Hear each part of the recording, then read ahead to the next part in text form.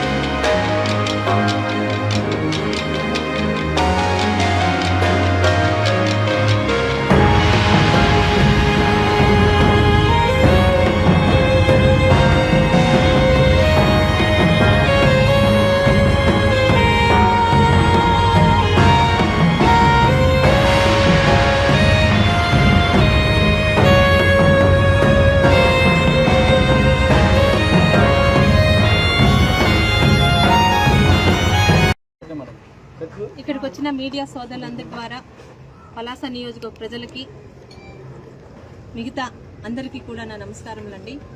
గత 4-5 రోజులుగా గత 5 సంవత్సరాలుగా అలవాటు పడిపోయి భూ కబ్జాలకి పలాసలో ఏదో అయిపోతుంది అని చెప్పి వస్తున్న వార్తలకి గతంలో కూడా కలెక్టర్ గారికి చెప్పడం జరిగింది. కలెక్టర్ గారిని జేసీ గారిని రమ్మడం జరిగింది.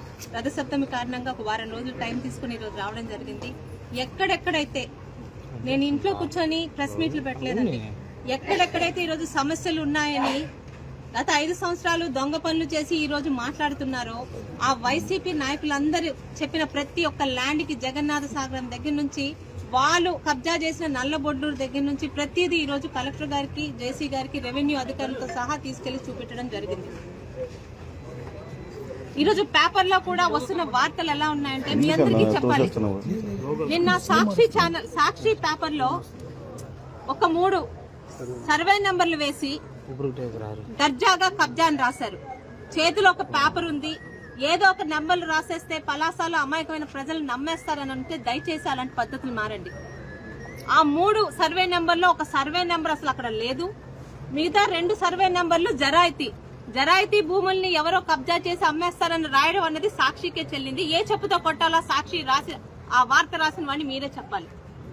అబద్దాలతోని ముఖ్యంగా ఈరోజు ప్రపంచ వ్యాప్తంగా తెలుగు వాళ్ళు, హిందువులు ప్రతి ఒక్కరు కూడా జీవితంలో ఒక్కసారైనా దర్శనం చేసుకోవాలనుకునే తిరుమల లడ్డూని ఏ విధంగా కల్తీ చేశారన్న దాని మీద డైవర్షన్ పాలిటిక్స్ చేస్తున్నారు.